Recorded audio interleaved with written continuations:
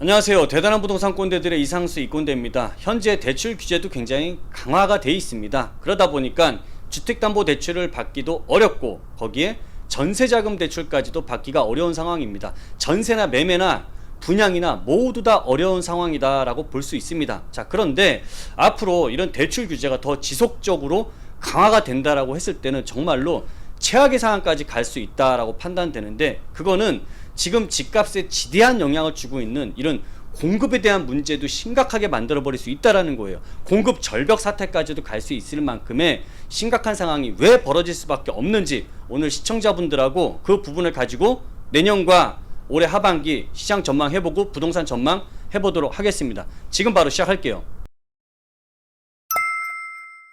벌써 수년간에 걸쳐서 앞으로에 대한 공급 물량에 대한 부족 현상이 더 심화가 된다, 굉장히 심해서 지금 집값이 높게 상승을 하고 있다, 이 얘기는 우리 시청자분들 귀에 딱지가 앉을 정도로 많이 들으셨을 거라고 생각을 하는데요. 현재 부동산의 가장 큰 문제점은 이 신규 공급 물량의 부족 사태가 빚어낸 겁니다. 그러다 보니까 당연히 신규 아파트에 대한 청약 경쟁률도 점차적으로 심해지고 있는 상황이고요. 현재 우리나라 인구가 갑자기 증가해서 청약 통장 개수가 한 번에 늘어나는 거 아니지 않습니까? 이런 통장이 늘어난 게 아니라 공급 물량이 감소하다 보니까 경쟁이 치열해져 버린 거죠. 이 그래프가 그 한 방에 잘 설명을 하고 있는데, 2017년도만 하더라도 청약 경쟁률이 12.5대 1이었습니다. 그러니까 10명 중에 1명 정도는 당첨이 될 수 있어요. 내가 싸우더라도 10명하고만 싸우면 돼. 그런데 시간이 지나면 지날수록 2018년, 19년, 20년, 21년 시간이 지나면 지날수록 공급 물량이 급감을 하게 되면서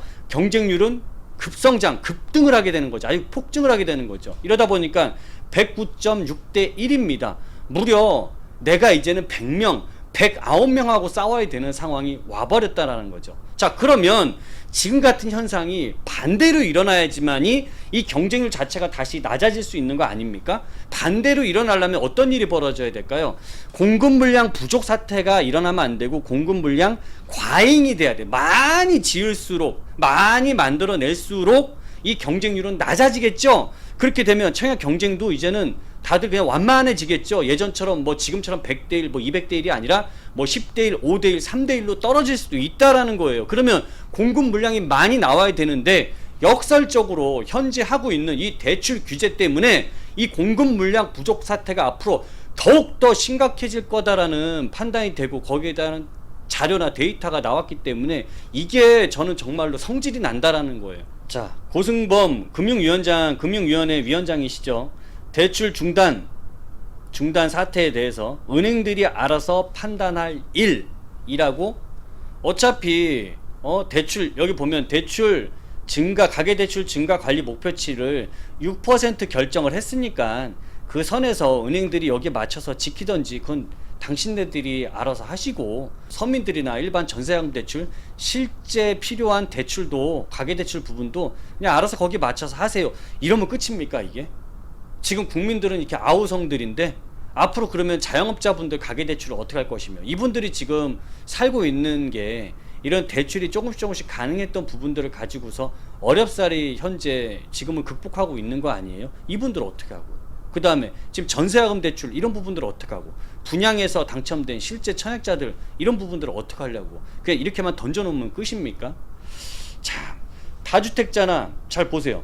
다주택자들이나 15억이 넘는 고가주택은 지금도 대출이 어차피 불가능하죠. 대출 안 나오잖아요. 이분들 대출하고 상관없어요. 그럼에도 불구하고 반포나 이런 15억 이상, 반포에 최근 40억대 아파트가 다 현금으로 주고 사는 거 아닙니까? 이런 아파트들, 이런 사람들이 대출하고 무슨 상관입니까?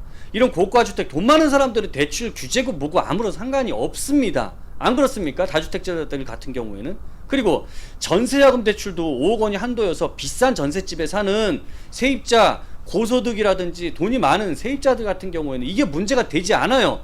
그럼 대출 규제는 누구한테 문제를 주는 겁니까? 이런 중도금 대출, 잔금 대출은 누구한테 문제가 되는 거예요? 가장 실수요에 있는 서민층들 같은 경우가 가장 큰 문제가 되고 있는 거예요. 자, 그러다 보니까 이제는 이런 중도금 대출, 잔금 대출, 내 집 마련하는데 이 대출은 물론이고 전세자금 대출까지도 이제는 못 받게 되는 상황이 오면 결과적으로 어떻게 하죠? 세입자분들 그 집에 살려면 월세살이밖에는 할 수가 없는 거예요. 그러면 월세살이 한다라는 소리는 내 주거비 부담이 훨씬 더 증가할 수 있고 힘들어질 수밖에 없습니다. 그런데 이런 부분들이 완화가 되거나 어떤 식의 조정이 들어가지 않고서는 분명히 서민들의 직접적인 영향을 미칠 수밖에 없고 내 집 마련 자체도 안 되는데, 지금 이 대출 상태, 이런 뭐 중도금 대출 이런 부분이 계속 규제가 강하게 들어가잖아요. 그럼 정말로 심각한 문제가 이제부터 만들어질 수 있어요. 제가 왜 그렇게 보는지 그 이유와 결과를 한번 보도록 하겠습니다. 자, 지금과 같은 강력한 대출 규제가 계속적으로 지속되거나 더 심각한, 더 강력한 대출 규제가 진행이 된다라고 했을 때는 결과적으로 저는 신규 공급량 자체도 크게 감소하게 될 거다라고 판단합니다. 그런데 이 감소가 된다면 첫 번째로 현재 집값의 가장 큰 원흉이 뭡니까? 신규 공급 부족이 만들어내는 사태들 아닙니까? 그러면 집값은 더 상승할 수 있다라는 판단이 들고요. 두 번째로는 현재 청약 경쟁률이 어마무시하게 높아지고 있는 상황이죠. 그런데 신규 공급 물량이 감소한다면 청약 경쟁은 어떻게 될까요? 지금보다 10배, 20배, 100배 이상 더 높아질 수 있습니다. 더 내 집 마련하기 어려운 상황이 올 수 있고, 세 번째로 그럼 전세값은 어떻게 잡을 겁니까? 신규 공급 물량 없는 상황에서 전세값 어떻게 잡을 수가 있는데요. 고가의 아파트든 중가의 아파트든 저가의 아파트든 이런 것들이 공급이 돼야 되는 거 아닙니까? 자, 제가 이 신규 공급에 대한 감소에 대한 원인이 있죠. 왜 얘네들이 감소할 수밖에 없냐라고 판단을 하냐 하면, 강남권이나 서초, 뭐 강동, 송파권에 이런 좋은 지역들 분양하는 거 말고요. 이 지역은 어차피 현금만 있어야 들어갈 수 있는 지역입니다. 그러니까 여기는 이런 대출 규제랑 상관이 없어요. 그리고 어차피 거기 들어가는 일군 업체들은 제일 좋은 브랜드들이 들어갑니다. 그거 보고 들어가기 때문에 현금 맨날 들어오는 곳에 들어가기 때문에 대출하고는 별 상관이 없습니다. 그런데 문제는 강북권이나 이런 서울의 외곽권에 속해 있는 지역들에 들어가는 건설 업체들이 있죠. 이런 시공사들이, 이런 중견 업체들이 들어가게 되는데, 이 지역 내 중견 업체들은 현금이 돌지 않으면 이 회사들은 망할 수도 있어요.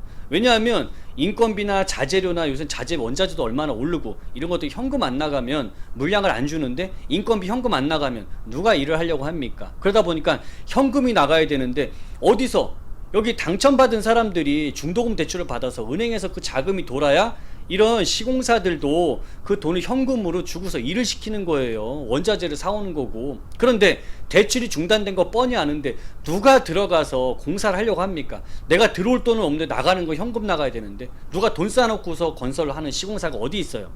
그러다 보니까 결과적으로는 예전에도 그랬지만 이런 집단 대출이 멈춰버리게 되는 상황, 대출 규제가 심한 상황에서는 이런 신규의 공급도 결과적으로 보면 중저가에 해당되는 우리 일반 분들이, 일반 이런 서민층들에서 무주택자 분들이 도전하고자 하는 이런 중저가에 있는 아파트 공급 자체가 끊어질 수 있다란 말이에요.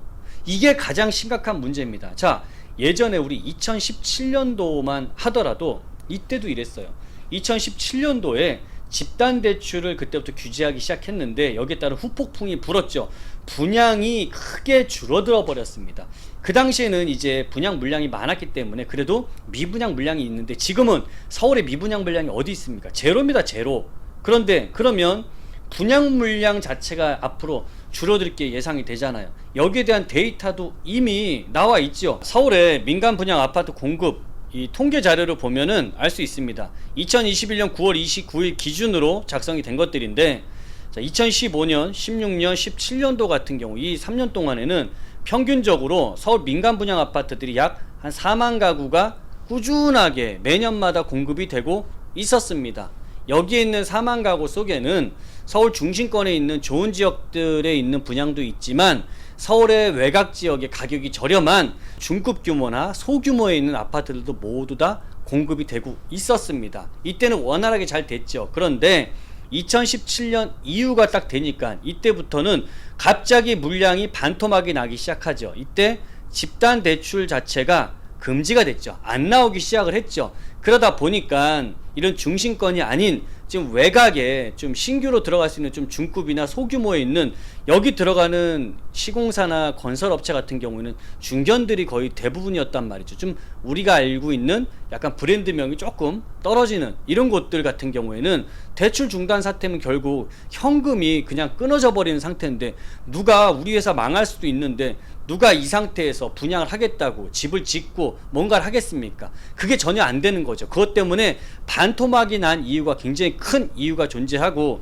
이것과 더불어서 그 당시만 하더라도 재개발은 해제가 됐고 재건축은 안전진단 강화라든지 이런 재건축 초과이익 환수 같은 규제가 너무 심각하다 보니까 새 것들을 만들어낼 수가 없었던 상황이죠. 엎친 데 덮친 격이 같이 합쳐이다 보니까 계속적으로 감소를 하게 된 물량이, 이 서울 안에 민간 공급 자체가 계속적으로 거의 2만 가구 정도 수준에 머물렀고, 급기야 2021년도 같은 경우에는 5,437가구, 반의 반토막이 나버리는 상황이 왔는데, 중요한 건 앞으로에 대한 모습이에요. 지금처럼 이렇게 대출 규제가 심각해진 상황이 더욱더 강력해진다라고 했을 때는 이런 중저가에 있는 아파트들 공급은 더더욱 어려워질 수밖에 없고, 여기에 따라서 우리 지금 일반 대출 청약을 준비하시는 분들이 중도금 대출이나 잔금 대출을 이용해서 내 집 마련을 하고자 하시는 분들한테는 정말 희망의 끈이 없어지는 소리와 똑같다라고 볼 수 있습니다. 그러니까 우리 시청자분들이 지금부터 이제 판단을 잘 하셔야 될 것 같은데, 이게 우리 시청자들께 보내는 신호라고 생각을 하세요. 앞으로 대출 규제의 추이가 더 강화가 된다라고 했을 때는 우리 시청자분들은 좀 내가 현재 무주택인 상황이다 그럼 빨리 서두르셔야 될 필요가 분명히 있습니다. 내 집 마련에 대한 부분을. 그 다음에 이런 대출이 앞으로 좀 원활하게 돼서 중저가에 있는 외곽에 아니면 또 나홀로나 중급 단지의 공급도 가능할 수 있겠구나, 대출이 많이 좀 잘 된다라고 했을 때는. 그러면 이렇게 신호를 보고서 좀 기다려 보실 수도 있는 부분이거든요. 그러니까 이 대출에 대한 규제에 대한 부분의 시그널을 잘 좀 살펴보시고, 저희 대단한 부동산 꼰대들의 이 꼰대도 마찬가지로 이 시그널을 잘 보면서 우리 시청자분들께 그때그때 맞는 또 내용들 또 발빠르게 전달해 드리도록 할 테니까, 우리 이런 내용들 계속 받아보시고 싶다면 구독, 좋아요, 알람 설정 3종 세트 꼭 해주시게 되면 정말로 감사하겠습니다. 지금까지 시청해주신 여러분 대단히 감사합니다. 저 물러가도록 하겠습니다.